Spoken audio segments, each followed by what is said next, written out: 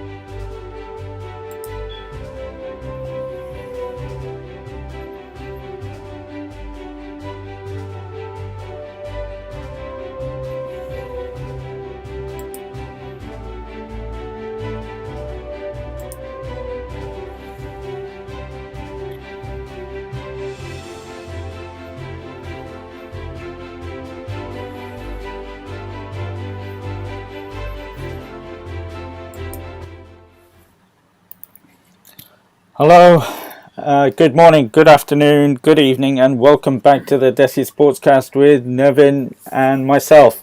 It's really good to be back after a very prolonged international break, all down to me, and I apologise for that, but it's really good to see Nevin after a while. Hello, Nevin, how are you, my friend? All good, all good. The ISL is back. There's a lot of football happening, and so can't complain. Well, I was going to say, what a start to the ISL with all the goals, but always have to start with does the shirt that you're wearing have any meaning at all? Because I Absolutely don't know if nothing. people read into what you're wearing because you've got such a collection. Today you've gone with Yeah, the pink Real Madrid. I mean, absolutely no reason. Uh, I have a football match after this, and so I'm on a team that's supposed to wear either red, orange, or pink. So I just took the pink jersey. Yeah, that's all. And you're not staying in because there's a big game for the Blasters as well today. Yeah, I think I should be done with the football match before the Blasters kick off. So hopefully, and then I'll take that small gap in between to reach back home to prepare for Chelsea versus United as well. So jam packed Sunday. All right, okay.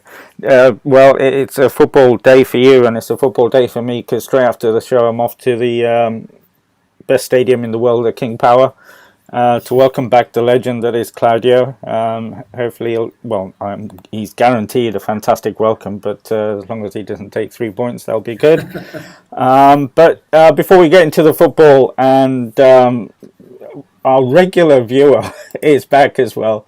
Shubnam, Hi, Shubnam. Nevin, you are sporting my team Madrid, a la Madrid. Wow. Time to See, switch this is a, loyal. see now you know the reason why I wore the pink jersey. Shubnam, it's all because of you, my This is friend. This is this is for for you, Shubnam. Yeah, our most loyal viewer and listener and contributor. So it's good to have you as well, my friend. And like I said, you need to get in touch. We need to get you on the screen as well. So absolutely. DM us. But before we get into the football, it has been a while. You're one person that doesn't take a holiday or rest or take time off, and you're always busy. And I know I'll follow you on social media. What have you been up to in the past 3 weeks now? I think it is 3 4 weeks. Yeah, that's been yeah. So many things as usual. Not taking rest, but I've registered a new organization called ARPO. It's sort of ARPO is a Malayalam word for cheer, For cheer. and yeah, like hooray or ARPO is something that you know say out loud during Onam festival. It's a very celebratory hooray sort of a thing. And this idea has been there in our minds, like a former colleague and I, and another partner, three of us, have been thinking about this. I think Malayalis, especially, have this inane pride for this state. Okay, so we are very proud Malayalis all the time. Quite right Uh, too. s- yeah, so we wanted to sort of tap into that sentiment and also tell the story because I think generally when it comes to schooling in India, we have that one national curriculum where everybody is reading about with no disrespect, we need to know that, of course. It's more of a Delhi centric history that we learn in our schools as well. So we wanted to create a platform where we talk about local history as well, stories from places that we know for so long, but we still didn't know. Say, I come from a place called Edapalli in Kochi, and it's renowned for having a lot of poets. It's produced two of most Malayalam literature's most famous poets. There are very famous temples around, and I don't know the history. It's like I barely know that they were born here. In fact, they were born very close to where I live, and like nobody knows. So we wanted to like sort of local history. That's what we want to sort of, and folklore, because I think it doesn't exist in India, especially. It's sort of interwoven, right? History is also a lot of oral history, and oral history will definitely have a lot of tales and things that didn't happen as well. And we want to value that because that story exists because it's trying to tell a story.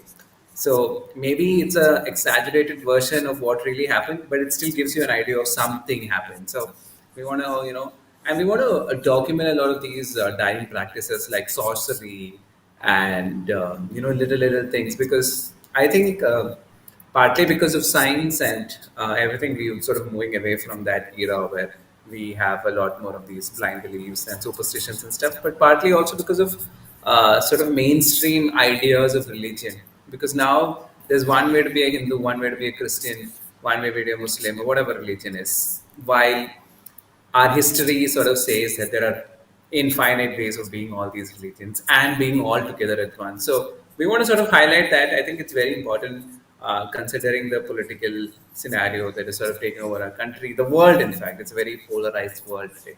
So we want to show that there's a lot of gray between the black and white. So it started off a channel like that. We made a couple of videos. That work is going on. Of course, sports is where where it matters for me. So I'm off to Calicut tomorrow. There's a women's national championship happening where all these states are going to play. This Tamil Nadu is, I think, one of my favorite teams to look out for. And so that's like a 2 week long, not even 2 weeks, slightly less than 2 week long tournament. So hopefully I'll get to see some matches as well. I can't talk to the girls because they are in a bio bubble, but you are allowed to see the matches from what I heard. So that'll be fun. I'm also making a documentary on a coach that passed away. She was a revolutionary, broke out of the shackles and sort of mentored a lot of upcoming footballers. So she passed away early this year. So sort of doing like a remembering um, a series where we're Which, going to talk to people she sort of influenced. And so a lot of things in the kitty, of course. so just But you need to tell about your vacation. You're the one who had a lot of fun in the last couple of weeks. I did have a lot of fun, yeah, but it's a vacation, and yeah, I went to Dubai to see the cricket and see Dubai and what have you. So that was good. But the main thing was I was back in the warmth. It was really, really hot, and I went home for, when I say home, to Gujarat for 10 days, and it was really nice to see the family and the old sites. And it's funny you mentioned historical sites and places that we take for granted. And I went to our village, and there's a fort there. And it's been there, but nobody knows the history of that fort. It's still there. It's used as a sort of a primary school now, the courtyard and what have you. But nobody knows the history, who built it. What's the story behind it. So it's fantastic that you're doing this. In terms of Alpa, will it be in the local language, or will you be doing bits in? I think we want to run it as an English plus Malayalam platform. So it will obviously have English subtitles, whatever we do. But I think the stories have to be told in the regional language itself. So whenever convenient, if the author is equally capable or equally comfortable with English, we would encourage English because we want to, have a pan India audience for this. But we're sort of building a localized platform, so you can't sort of enforce a language barrier, and we don't want to do this, I mean, subtitle is good enough. I think we don't want to put that voiceover sort of Yeah, setup. It will that look like takes it away. yeah, I was watching exactly. Narcos, the latest, and you want it in Spanish, don't you, with the subtitles? Yeah, It yeah. just looks better. So I look forward to seeing that and learning a lot more about your local area and your state. And the documentary around the the coach that passed away, was she from Kerala? Was she from Tamil Nadu? Yeah, Or? she is from Calicut. Her Okay. name is Fausia Mampata. Fantastic, Yeah, brilliant. You're going so to bring a story to life. Yeah, that'll be yes, good. hopefully. I've talked to people in her school. Like she used to teach in a school, so her colleagues are willing to talk. But I want to probably get some access to her family also because it wouldn't have been easy for her to do what she did. So if her siblings can talk, if her cousins can talk, that'll be great as well. So Brilliant. And just to fingers clarify, crossed. will it be on Calpant or will it be on Arpo? It'll be Or on Kalpan. It'll be on it'll be on Kalpan. Calpant. Fantastic. Really look forward to seeing that because your documentaries are absolutely fantastic. People want more. I want more. So hopefully we'll see those soon. And please share when you do upload it. Absolutely. In terms of, I don't know if you've been to Dubai, but it is a bit of a like a Walt Disney World sort of place where I've been to Dubai actually in it's a crazy 2019. place, but it's a nice place, beautiful place, good people, and Yeah, I've fond memories. It for me it was like a outer world experience. It was just some consumer heaven where like everything hundred is there. percent. Like supermarkets are like a site to just enjoy and like there's like things. Half of it is automated and as a Malayali, we have a significant population in the Middle East. So Yeah, you could talk yeah, in Malayalam as well. So it's like this dreamland where like I don't identify with anything here, but I can still talk in my language. So completely. I'm so glad I did it in 2019 because then the world sort of stopped afterwards. So it was yeah. like my last big sort of a vacation, and It it really gave me an escape because it was nothing that I can relate to. It was a world of splurge and completely. in terms of, and I think in terms of food, I think it's a very. I mean, I've not traveled the world to know this, but I could like. I mean, from my very amateur experience, I thought all sort of cultures sort of came here in Dubai, and hence the opportunity to eat for me that was my one of the primary interest for me. Good Italian or good Arabian, you could get everything there, and so Yeah. I had a lot of fun in Dubai. Yeah, I think one of our guides said that it's got the most nationalities in any sort of city, state, or I'm country, sure. I'm sure. close to 200. And yeah, the food was fantastic, no matter which cuisine you have. Yeah, But the I other remember thing, walking around the marina and it was such a for me, it's like some if you give humans money and a dream shopping city. I think that's a sort of idea that I have about there's Dubai. nothing there Then but shopping and these incredible buildings, structures yeah, they have put in incredible. Oh place. my god. It is quite amazing. Like you say, if you've got money, look at Dubai, what they're building and what they're having. Yeah. But the other thing good to see was, like I said, there was about, I think he said, over 200 different nationalities that live together, but how well they live together. There's no issues True. about anything, and everyone is respected as long as you stick to the law, which is fine, which is fair. So that was good to see. I was amazed by the fact that when I was standing by the road, there were cars stopping and asking us to cross the road first. I was like, wait, this doesn't happen in my country. But the other thing, you mentioned that you went to Dubai and a lot of people from South India there, so you felt like home. But a strange feeling when I went back to Gujarat, it was like when I landed at airport. It's hard to explain to English people that you're surrounded by your own, as it were. People who speak the same language, eat the same food. It's everybody, no matter who you talk to. It's a weird feeling if you when you go when you live abroad, then you go back home, and it's one of I'm those sure. I'm sure. hard to explain. But anyway, let's get back to we've caught up as to what we've been doing. Disappointing in the World Cup cricket, obviously. By the time I got there, we're pretty much out anyway. We'd lost to Pakistan and New Zealand, but it was a good experience watching the games in that fantastic stadium, surrounded by pretty much, well, it was all Indian supporters, so that was a good Yeah. experience. But let's get back to the topic that we're here to talk about. Well, what people are here to listen from you, and what a start from the ISL. Goals, goals, goals. I wasn't expecting such a start in terms of, I think there's only been 3 games where less than 3 goals There's haven't just been been scored. one goal less draw. That's And it. and a couple of strange results as well. How's the first week been for you? I think if Rohan is listening, I think I'm the happiest for Rohan right now. So, I well, think I'm sure he's jumping around if in if fancy sneakers. if Rohan is listening, before you carry on, can you send a Orisha shirt to me and Nevin. I'll pay for both of them. Tried in India, but you just can't get them. And even online at Yeah. the moment, they're hard to get. So there's a shout out. Yeah, absolutely brilliant start to the week. You were saying Yeah, and I think sort of shows that this is going to be a very competitive. I said there's no already FC after Goa the has not first had it week, easy.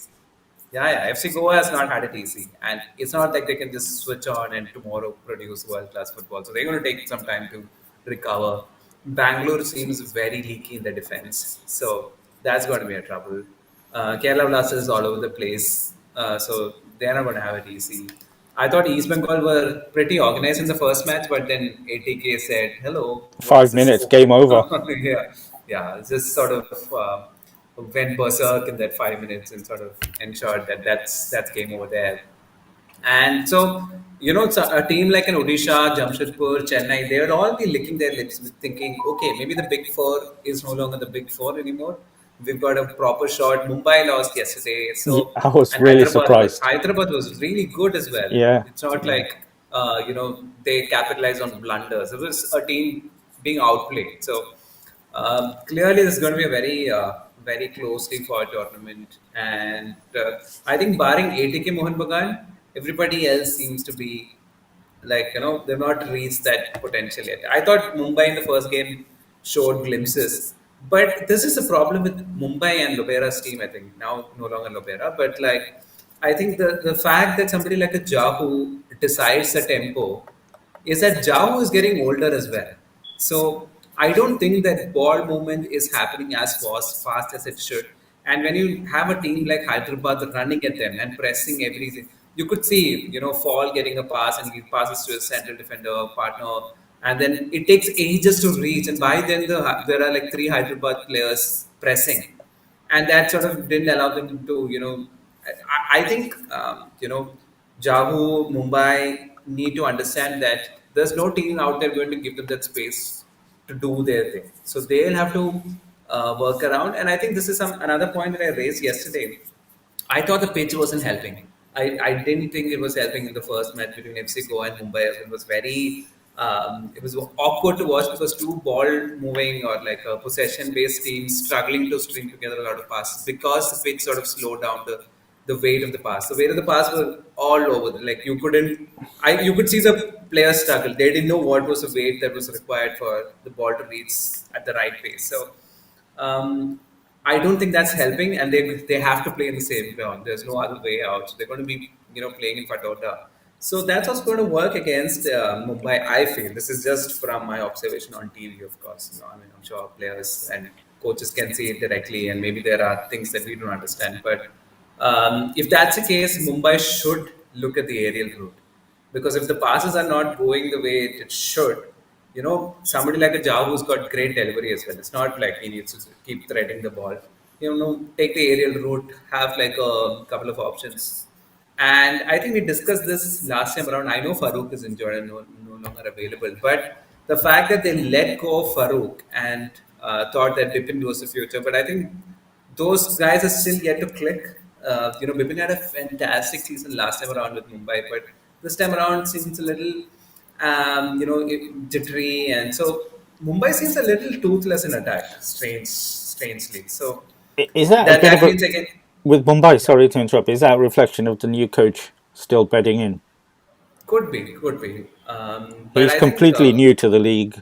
He's completely new yeah, to all the players. but he didn't have it so difficult in the first match. So everybody thought he's going to just transition very smoothly. But I don't know if that's too. I think we need to pay respect to the fact that Hyderabad's a very good side. So I think that's also there. Hyderabad is a young side, and they are not afraid to run that extra mile, and that really showed yesterday. So I don't know. My early season favorites were ATK and Mumbai, of course. I think due to pedigree and what they did last season as well. But I think ATK seems really good. And just coming back to ATK, I love the fact that Habas has shown that ability to tweak the system. He's gone away from that three-man back and defensive resolute system to a 4-3-3, which is so pleasant. I don't even think it's 4-3-3 because I think Lenny sits back and everybody else attacks. But So with you 80k, it have helps an when you got somebody like Roy Krishna who doesn't switch off. He exactly, just turns up exactly. and scores goals. So imagine there's a team where there are four very good defenders. There's Lenny, who's a seasoned pro at thwarting any sort of attack, and then you have Roy Krishna, you have Manveer, who's in form, you have Liston, who is, you know, he is one man with great abilities. I think he's still not reached his potential yet.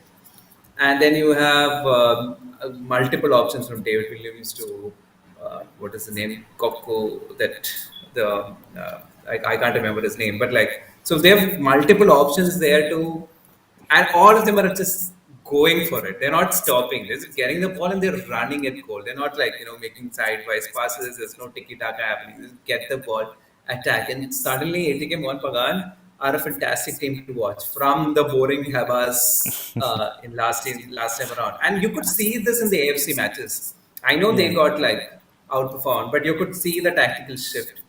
And of course, Boomu. I mean, how can we forget the fact Uh, that Boomu is also there? So it's an unbelievably talented side, and if they can hold on to their defensive shape, I think 3-4 goals are going to come every match. So it'll be well, fun you to watch it. it is fun, but I suppose with a pinch of salt in the sense that they had the Blasters and East Bengal as their first two games. So we'll see when they come up Yeah, against we'll see. We'll see. in the next Um, few games. But yeah, Absolutely. but you mentioned Bumu there, and also Amrinder. The surprise that Mumbai, I nearly called them Man City. I suppose I should. Mumbai let them go to their arch rivals. Yeah, Mumbai's been making a few bizarre decisions, I think, including what we said earlier with Farouk being let go for Jackie back then. So there are bizarre decisions, and I must stress on the fact that Mumbai doesn't have the same squad depth. So a couple of injuries here and there could really hamper their season. So I don't know what they were thinking. They sort of went. Did they think of some budget cut something? But when you have the resources like a city group, they shouldn't be thinking that. They should be like buy all the good players and sort of get that title. But just But finishing, good for the league, I guess. That yeah, it's I suppose. But like you say, I think these two will be there. yeah. Definitely in the playoffs. Then you never know what happens in the playoffs. But as reigning champions, Mumbai City was very surprising the way they lost to Hyderabad. But fair play to Hyderabad. Like you said, they played really well. But I was going to come to this, and Shubnam actually mentioned it. The derby was disappointing. East Bengal are just not well. Firstly, are you missing Robbie? Of course. I think I'm sure Shubham also will remember the fact that I think we used to dedicate 15 minutes every He episode used for to give us Robbie. good airtime because of the things he got up to. So we're going to have to Yeah, fill that. But yeah. We it need didn't feel like a derby, and I was hoping. I mean, we were hoping to have Akash, who lives in Kolkata, here join us to tell us what the mood was like yesterday in that beautiful city. But it just doesn't feel like they build it up I as a think Kolkata derby. it's just so many things. The first reason being it's ISL. It's a very it's not a people's league. However, you want to reinvent this product, it's a closed league. There's no relegation, there's no promotion.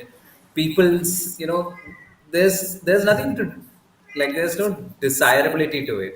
There's just like you win or lose, you're there, and so that has sort of taken away the charm. You can't have politics. They won't allow banners, and these clubs have stood for the land for so many years. And there is obviously the ATK Mohun Bagan protests happening. So the fans themselves, the Mohun Bagan fans themselves, don't associate with the club. And I think one I saw a tweet the other day. I think half of East Bengal support also came from the fact that they could have a ticket Mohun Bagan, or it was a to and fro, right? So when one side doesn't exist, the EB fans are also like, hey, now what do? We have nobody to fight with. So it's just But it is sad because this is, let's face it, and hopefully I'm not exaggerating, one of the greatest derbies in the world. People have witnessed it, have said that. And, it just doesn't feel like it. And I think the ISL is, I mean, like I said, the coverage tries to build it up, big it up, but without the passion of the crowds, without the involvement of, like you said, the banners and whatever surrounds that derby, it just doesn't feel like it. And it doesn't belong in the ISL. I'm sorry. I think It probably is much better in the Calcutta League. By the way, you need to say a shout out to one of your cats that's just come into shot. Who's Yeah. who's making a Oh, guest whatever. appearance? Oh, I didn't know. This is Kani. Oh, hello. Yeah. He's coming to join the show, which is fantastic. Yeah. But Kani is a silent cat. There is one underneath my leg as well. they don't Yeah, leave no, you so this is alone. what has been, yeah. So, I'm telling you, you need to start a Twitter page or Instagram account for them because people do ask. But just going back to the derby, I mean, especially when one side is one-sided and has been since East Bengal joined, um, ISL could have a detrimental impact on this derby. Or do you think when the crowds are back, it'll just carry on from where it left off back in the day? no, I don't think the. I mean, I know I'm not the right person to talk about it, and I think somebody should from Kolkata should ideally be explaining this. But my personal view is that it'll never be the same because you've jumped into a league that is no longer a people's league. These clubs stood for something, and that is gone. The moment you signed the contract, you sort of, for the lack of a better word, like sold the A soul. part of your soul. So Yeah. yeah, so that's never going to come back. As a footballing, a match, I think it'll be great. But you see, today's match between Kerala Blasters and Bangalore FC is likely to get more audience for sure, and it is by the fact that this is a naturally grown rivalry. So Kerala Blasters came into the ISL. It's an ISL team, Mm. and the Bangalore rivalry came. And there's also a lot of history with a lot of Malayalis in Bangalore. So half of these Bangalore FC supporters are also Malayalis. So there's actual animosity, and there's a lot of those things happening. It's a naturally I don't think I should call it a derby, considering it's like an overnight journey to Bangalore, but it's a natural rivalry at least, and hence I don't think ISL needs to manufacture crazy ads or spend marketing money trying to push this event. Whenever this match is going to happen, people will turn up, and I think this is not the case for ATK Mohan Bagan because these are fans that loved that club for ages and Yeah. called it Mohan Bagan. It's Yeah. not an ATK Mohan Bagan. They don't think it's the same side. So yeah, It, but I think we should definitely dedicate an episode for this, and we should get a lot more of Calcutta fans to come here and talk about Yeah, this. absolutely, and we know how passionate that they can get, so we'll have to try and put that together because it will be good to see what their feelings are about supporting these clubs now. But just in the fact that this derby took place in Goa again, behind closed doors, and the fact that in cricket the crowds are being allowed in, has there been any people raising voices as to why the ISL took the decision that they did in terms of closed door Yeah, in Goa? including team owners asking these questions, but welcome to India, where you don't need to answer the people. We can just take a decision and just stick by it. A lot of people are saying it's to keep the players safe. Fair enough, but then why don't you want your cricketers safe? Why don't you want those 40,000, 50,000 who turned up for cricket matches safe? Make Yeah, everybody safe, right? yeah, So it's a little questionable, but I've reached a point where none of these things surprise me anymore. So I'm like, okay, whatever. I mean, if you really were to dig deep, I'm sure the bio bubble is also not as secure as they claim it to be. I've heard multiple stories from the last season, so who knows what is happening. I I don't want think to make any bold claims, but there are leaks, and these are bound to happen when a lot of people think, okay, if cricket can do it, why can't I do it? Why yeah, do I have to stay away from my family for 4 or 5 months when cricketers can do whatever they want? So all these things are it's a very human thing to do. I don't necessarily want to put a blame on anyone else. yeah. Last year I could understand it, and it was the Yeah, right last decision. year. But this year, where the I mean, let's not talk about the new variant that that's coming out. That we had a the prime minister came here and did a broadcast around the new variant, some new restrictions coming in place. But I think India, excuse me, is in a different place to last year, and they could have made the bubble work with crowds. Like I said, crowds are back up. Limited crowds maybe, or like even the bio bubbles can be. I'm sure safe practices are definitely going to be a norm. I think forever in our Yeah, lives. yeah, So keep distance, maybe not allow fans in the hotels and things like that for sure. But at the end of the day, it's a people's sport, right? So you, how long can you keep people away from it? And I think humans also, we also deserve it, right? If I can go to a church and attend a mass with 200 people inside a small space. Fans make the sport. End of the Yeah, day. exactly. So This sanitized version, yeah. While like we both agreed last year it was necessary, but this year I think it does make sense. But just going back to one of the standout games, and you mentioned it, that was a big statement from Mauritius, and I think this is sort of a legacy of what Rohan was telling us when he spoke about building a foundation. I know it's only one game, it's early, but the performance was there, and it was a big statement, beating BFC comfortably in a way, with the young players they've got, and a manager that, well, I've only heard him speak a couple of times, but it comes across really well. yeah, I thought, I mean, we heard from Rohan himself the before last season, and the agenda for the team was always right. Um, he knew the Indian setup. He was very clear that he wanted to promote a lot of Indians as well. I mean, Rohan has stuck by his words in terms of giving opportunities to youngsters. And you see somebody like a Jerry, somebody like a Vineet, somebody like a Nanda, all of them feel really part of that system. So these are not players that have been changing clubs forever. They've been there for 2 seasons, 3 seasons. They connect, and that connection has only been possible because I'm sure there's been interest for somebody like Vineet or Yeah. all these. They've stuck by. Mm. So there is some guarantee that's gone in from the management saying we care about you guys. We will do what is necessary, and they sort of. So this is the culture of football club that we sort of want to bring up. I And know, I know there's been a lot of Delhi Dynamos fans are upset with the fact that the franchisee moved and all, and of course the fans have definitely their rights to be upset, but you can see what they were trying to do. At least in that way, we can sort of forgive that they've clearly established there. They've built an academy. They've got other foundation plans as well. So it's coming into shape, and hopefully we'll have more clubs looking in this direction. yeah, and the experience that Rohan has brought in with the director of football, a lot of experience here in the UK. He's bringing that professionalism in, and it seems at the moment, I know it's only one game, like I said, but it was a very, very good statement.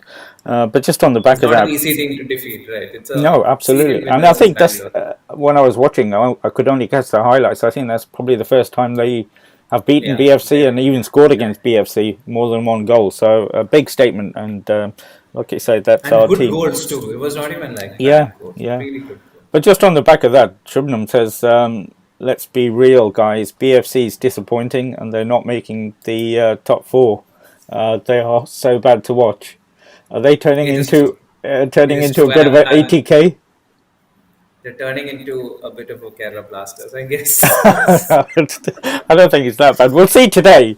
We'll see I would say today if today. if I it think it'll be a changes. very interesting match today because I think this is the first time the quality difference isn't that strong between Kerala Blasters and Bangalore FC. Shubnam, the only reason why I sort of keep saying Bangalore FC is that they know to win. They've been around, and I think that DNA is very hard to get rid of in some sense. Bigger So thing is their owner is a winner. yeah, the owner is a winner, and they see at the end of the day, if you look at it as a marketing product as well, if I am putting a lot of money, I want coverage. That's the only thing you can get from Indian football these days. There's no profits to be earned. So if you look at the football team as an ad, as an opportunity for a lot of people to see JSW on their t-shirts. That's visibility, right? So Mm. that visibility can only come through success. And somebody like a JSW, like big business, they will know to make the best out of their money, and to get the best out of their money, they need to be successful. So that's the advantage over, say, somebody like a team like a Kerala Blasters, because the Kerala Blasters owners are not on their t-shirt. Mm. So there is this is a proper There's a visibility team. vested So when interest, isn't there? Yeah, exactly, they so need to see that team in the playoffs and correct. So they will performing do that well. Yeah. extra because it's their money, and that's literally the only thing out there. There's no profit to be made. The visibility is the only thing out there to be made. So that is why I keep thinking that when they see something happening, they will try to change things around. They'll bring a new coach, maybe they'll bring a new player, maybe But this is a season of transition from BFC, so I agree where Shubham is coming from. But they've managed to get rid of a lot of dead legs as well. So Mm, I don't think Beke is anymore the Beke that he used to be.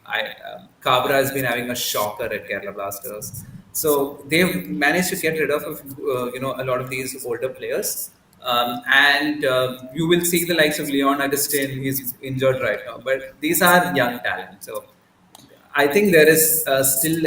See, I thought BFC played really well in Duran Cup mm, when they trusted the youngsters. So that means the youngsters are there. So mm, hopefully they'll think of this season as okay. Maybe we should just put a few more there and sort of experiment. And considering how the season is going, I think say maybe 6 or 7 wins in the season might be good enough to get you a playoff spot, mm. because I think any team can defeat the other. So you never know; they might get into Yeah. that fourth place.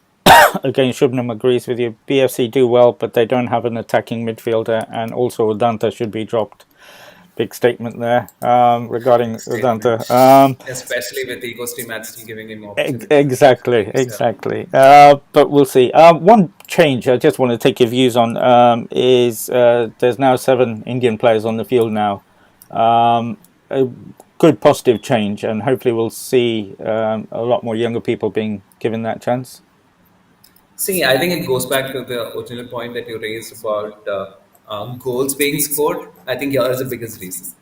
So now a lot of these teams don't have a centre back pairing of two foreigners, Mm. and now you see Indian midfielders, entrusted with this duty to carry the ball. Before they would pass to a foreigner Mm, and let yeah, that person, be out of the tricky situation and then release. we saw Now that in the the Indians national have to, team. yeah, exactly. So it's good, but before it gets good, it'll get ugly. Yeah. The Indians will get exposed. Our lack of ability on the ball and things will get exposed, and that is what is getting exposed right now. I think a lot of these blunders leading to goals and stuff like that. But the only way out is to play your way out. So you see that teams will see that okay, this player is not good enough. I need to train that fellow, or I need to find 18-year-old who is brave enough to do it, because this 25-year-old is or 31-year-old is not willing to learn. I will trust an 18-year-old to do this job. So you will see those radical changes happening this season towards the second half. Initially, the elder pros will be given the opportunity, but in the second half, you will see the braver Indians, the younger ones, stepping out, and Well, maybe that under 17 batch, and those players are, I think, yeah. likely to make an impact. Hopefully, we'll see a couple of Indian strikers getting into double digits. Might be wishful Yeah. thinking, but what a goal from Manveer yesterday! Brilliant Manveer goal. and Liston seems to be in the mood. They've been scoring Yeah, goals, and I'm not seeing Ishan Pandita, but hopefully we will start I think seeing the him change from also. Goa might help him as well. He'll probably Yeah, get more game time as well, so we'll see how he performs. let's see. Let's move to our women's team, who are our hopes, and I think they've got a much better chance of making an impact on the world stage. What a game! What a dream game against Brazil, in Brazil as well. I mean, the result wasn't what probably we expected in a way, but they were doing well till half time. I think it was only 2-1 or something like that. 2-1, 2-1.5. But incredible exposure for them to go out, and I think they deserved that as well. Yeah, it's high time. I think we've all been saying this forever. And with the Indian women's football team, they don't even play ugly football. They No, play beautiful football. yeah, They want to keep the ball. They want to make those runs. I think, barring a couple of players here and there, I think they're very comfortable on the ball and very confident team. I really like. I know I didn't wake up for the match, unfortunately, the Brazil match, but I sort of try to collect as much videos as possible. But I've been like otherwise following these girls and exceptional footballers, and a lot of them are very young. So yeah. you have another 10 years, 15 years out of these footballers. So if you can really tap into it, I think, which is why I think the national championship is very interesting. I think we will see a lot of players because there is suddenly that spark of interest, and I have to thank social media and a lot of people for keeping on pushing the federation to show broadcast his matches, push them to more opportunities, get them jobs, get them rewards. I think I need to shout out to Jenny and Co, who've been you know from day one she's been so loud about Tamil Nadu football that they're getting a reward for their previous success. So I think the impetus is there. I think the interest is there definitely for And the uh, results. I mean, when they and went the to the result Gulf, exactly. they beat all the teams in the Gulf. I think they played Bahrain, Taipei, who are in their group in the AFC Yeah. Cup. I'm not sure who else they beat, but they were beating teams with rankings slightly higher than And even if Tunisia, I even think it if you was. look at even if you look at Manisha's goal against Brazil, Yeah, that is a confident goal. I can't think of a men's equivalent white player who's going to take it on, and they had a chance just straight drive from. after as well to take the lead Yeah. 2-1 as well. But And it, you see, it's not just the goal. It's about how the header that led to the knockdown was perfect, so she could run onto the ball. So yeah, good counter it's actually attacking. good football. Yeah, it's Yeah, good yeah, football. they So knew what they were doing, and it was good to yeah, watch. Like you exactly. say, it's good to watch. And my only concern, because it's the federation, we know why they're doing all these exposure tours because of the AFC Cup in India in January. It's what happens afterwards, because the group we're in with Taipei, China, and Iran, we should be in the top two. I think the top two move to the next stage. So you think we should get? I mean, Taipei will be. I know we beat them recently in the friendly in the UAE, but I think we should, or Oman, wherever the friendly was. But we should be able to get through to the next stage. But it's But the these big. are the girls who were also not being given proper stipend and food during the lockdown last year. That people had to raise the voice that under 17 got, because they were also transitioning into a different age group. So a lot of them were worried their chances will go. So a lot of things happening that way as well. So India's policy of picking 20 people to run a revolution will never work. That's not a solution. Mm, I know the under 17 project also. That kids who got selected, they were so pampered. They got all the facilities in the world, great opportunities, slingshot. Somebody like a Dheeraj had to, just immediately made it to the national team. Where somebody like a Vishal Khet has been, I think personally, been overperforming. I mean, performing way better than Dheeraj in the stages. But like, I'm not saying Dheeraj is a bad keeper, but mm. that opportunity was given to them. They're under 17. There's this natural push to promote them very fast. But so India must understand this. We need 500 good footballers to reach somewhere. It never works with like 20 good footballers. That's So why, we need. like I said, we know why they're getting the exposure because the tournament's here. I just want the federation to come out and say, look, on the back of this, we're setting up a proper league, proper structures for the Indian women's team. Because, And I think, just to cut you there, just I think everybody's just saying just give them the basic at least. mm, Nobody is saying give them great exposure tours and German coach and Spanish physical trainer. No, everybody is saying give them a league which is at least 3 months long. Give them jobs that they don't have to be part timers. They can concentrate on football and have like structure to the league, so it's not just I the mean, how top good three was it players to like see Gokulam in the Continental Cup, the Champions League they were playing in Jordan? yeah. They didn't have the best, I don't They, think, but that's what you need. yeah, that's what they need. And the thing with Gokulam, you can't blame them also, but it's just that it's a team that is sort of made for a tournament, right? And then they go their separate ways. And you can't blame Gokulam because they can't keep. There's no structure to Yeah, keep them on board for like 10 months. yeah. They also have to look at their profits. They're a private organization, so there's no blame attached per se. But unfortunately, we need a setup where like teams will keep these players for at least 6 months. I'm not even saying Yeah, push it to 10 or 12 or whatever. At least 6 months they have like active football to look out. If the league is such a big barrier for you, have at least 2 3 other tournaments with 11 10 teams or something. Just have something. It's not that difficult to work it out, I'm sure. Well, a lot of things is basic common sense, but sometimes, apparently, when you become a member of the federation, sometimes I don't know if it's a if it's one of those things that you don't need to be in the federation or something like that. But it's so simple. Well, it's basic, like you say, and I think even the league could be made to work.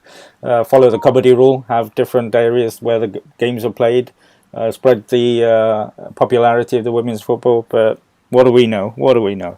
Yeah. But it's good to see them playing Brazil, and that was an iconic game and fantastic for the players as well. I think they've got Chile today and then Venezuela. So good build up for the AFC. And obviously, we'll be talking about the AFC in January. Just moving to Europe now, and Ole is no longer at the wheel. Surprising Sadly, it took that long, or as a yeah. Chelsea fan, you were hoping that he'd still be at the wheel. Yeah, I mean, he has a great record against Chelsea though. So that that aside, but I was really hoping that he'd stay simply because the fans were so annoying. That's my biggest reason. Because when we kept saying that maybe United required a better tactical mind, everyone was like, oh no, Ole's our heart and soul, and Ole Because the leads biggest Great question United. is, he's been at Man United, but I can't see him. I can't see another Premier League club wanting Ole as their manager. Exactly That's the right, that's the and test, isn't it? If you're a good coach, good manager, there'll be clubs queuing up. in fact, I think there are clubs at least interested in Lampard. But I don't think Yeah, anybody is going to be interested in Ole. It's just it's bizarre. And then they went and then they went the bizarre the rest route of like him himself talking on camera after he was sacked.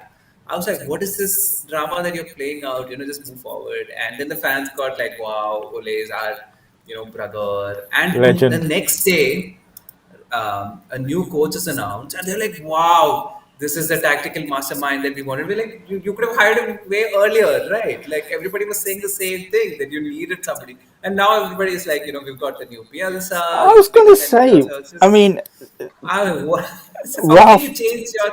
Ralph Ragnar, I've not heard of. I'll be honest with you until I this week. barely, yeah, Exactly. just I mean, he's been there, but whenever big jobs or big clubs are looking for managers, you don't see his name mentioned. exactly, He's at Spartak Moscow as a sporting director for a reason. He had a couple of no, good seasons at RP Leipzig, and all of a sudden, he's this wonderful tactician who's brought a string of coaches along that they keep mentioning. The German coaches that are I've just influenced. seen, I just read so much about him in the last 2 days. Why the Like big hype? I mean, see, the hype is probably there because he's a tactical mastermind and he sort of, created the gig pressing, but he still took a club to really execute it for you, right? It's not he No, but only if you look at executed his and track record, his history, I think he's won the German Cup maybe once or twice, and the German Super Cup. so the logic being that he took teams from a very low state to that Is that where competitive United are? space. I don't know. So I'm a little. So I'm also like I'm not making any comments on social media or anything, but I'm like eagerly waiting. This seems very interesting It because it it's just not like yeah, it's it not just like seems really strange because even I mean they're going for an interim manager, and then they're going to get the proper. What if the interim manager wins them? I don't know. Let's exaggerate the Champions League. Does he go? Or do they do what they did with Ollie? Ollie was an interim manager, then they gave him a contract. But I think it's a very interesting what Klopp said yesterday or day before yesterday in his press conference. I think he's going to organize United. I think that is going to be very important because right now there's no organization at all in United. It's just get the ball, give it to Bruno. If Bruno can, find some space, then some player. So I think that's going to change. They'll probably structure a little differently and stuff like that. And he is so-called master of pressing. So it'll be Well, interesting to see how the team starts pressing and all that. But well, this was the question personally, that was asked. That he's into this pressing game, but if you look at the United front three, they don't press.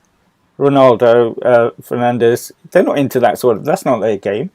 I think the only person who's going to be really excited is Van der Beek. I think he's going to get his chance Yeah, now because he's yeah, that hardworking midfielder who's probably and going Fred. to, and Fred maybe, yeah. Uh, So but when you look at these top three players, I mean, it was so highlighted for PSG in their game against Man City. I mean, Mbappe, Neymar, Messi, they don't press, and they were just totally overrun in the Man City could get out really freely. So you can have all these big stars, and Pochettino likes a pressing game, but he can't make these world class players play to the way he wants them to play.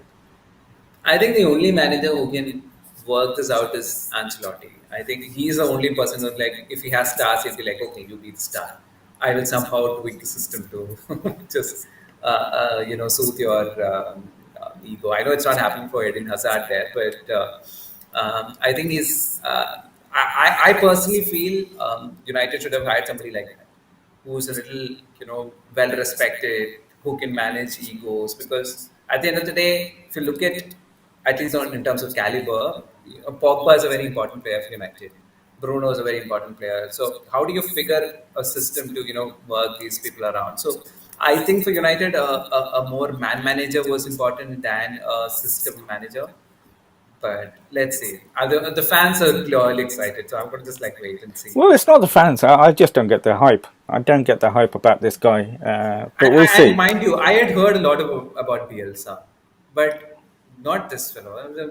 I mean, I was in fact surprised that he's like the mastermind of gegenpressing, and because we've heard gegenpressing all our in the especially since Klopp moved to Premier League, we've been hearing it all the time.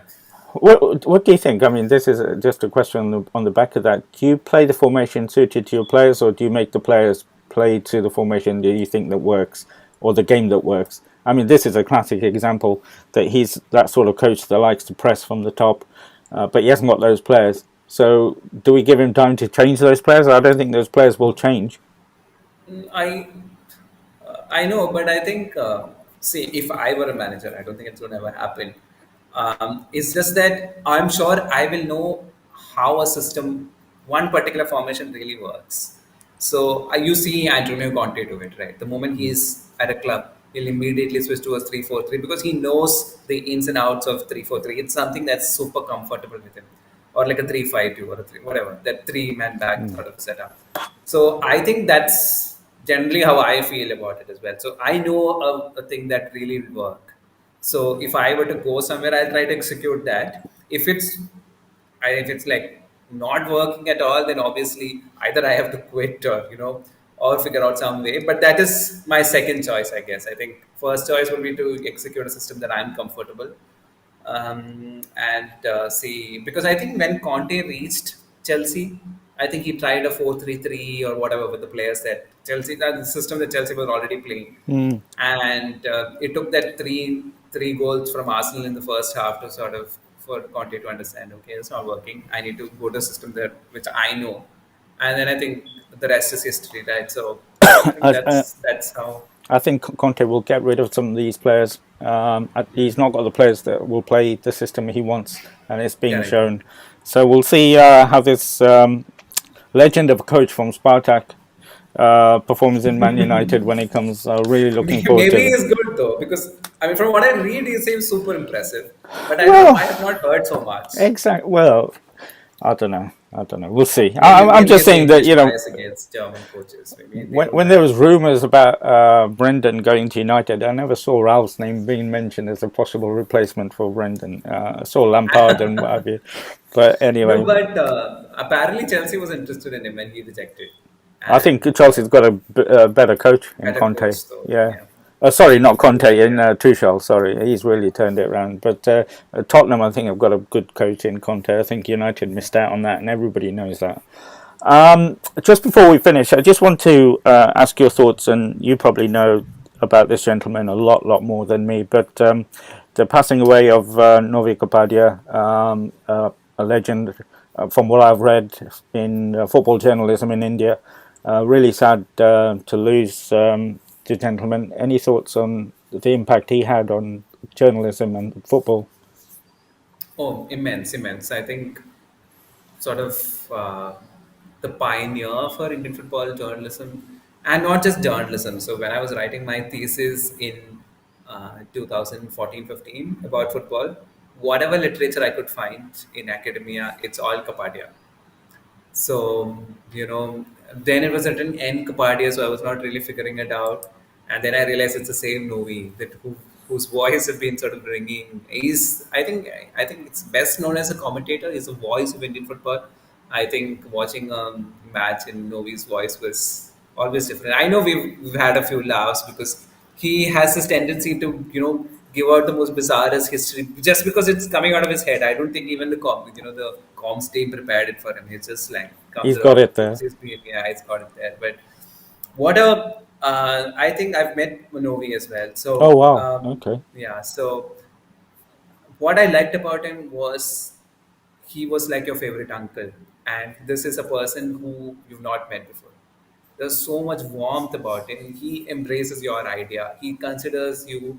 as a valuable journalist or like a great part of the Indian football ecosystem. He never thought of you as someone inferior to you. So the first time I met him was at Minerva's the program where we sort of announced a tie with Gladbach back then. So he had come to compare and anchor the event. And Ranjit Bajaj was very particular that it had to be Novi because nobody else could do it like Hmm. it. So we all took that opportunity to meet Novi that day. He shared the number.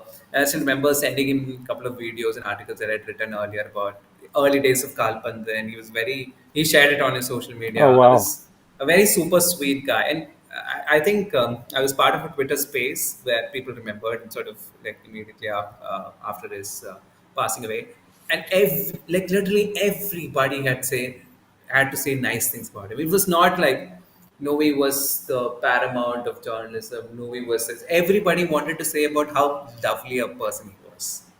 I think that's true testimony to Novi sir in terms of he was there. He was that uncle. He was that brother. He was everything you could expect. And I think I was talking to another friend, a journalist himself. So he was like, it's clear that especially in Calcutta, a lot of people were inspired by Novi to take up this profession because everybody wanted to be a Novi. So big name in Indian football. I'm happy that we are talking about him. I'm happy that I've heard that towards his latter stages, I think he had a lonely time, and but wherever he is, I think he'll be happy that we're all remembering him as a great guy beyond everything else. I think he's a great human being. So Well big loss for said. Indian football. Well said. And you were lucky enough to meet him. And like I said, I was just reading about his passing through various articles and messages, and it came across that he was extremely loved and well respected and associated with the sport. So, I have his book right in front of me actually. This is a sort of a very famous book that is written, oh and wow, this is sort of like a Bible for Indian football as well. It's sort of the like many lives of literally, Indian football. yeah. This is I don't know if you'll get it in the UK, but it's a sort of a must-have for all Indian football lovers. Fantastic, brilliant, good way to end the show. What you said was really, really nice, and just concurred with what I read as well. So, a big loss for journalism and the sport. But uh, good to be back on the road, as it were, with the football show. You've got a really big day ahead of you with the game that you were taking part in. Then you got the Blasters, and you got Chelsea. So, and I'm off I've to got to the. pack as well because I've got to train early morning. Of So course, you're a lot going of to things. Calicut. So, hopefully, you have a good day and a really good time in Calicut. You too, So, I'm you looking too. forward to your Have, videos. yeah, So, have fun at King Power.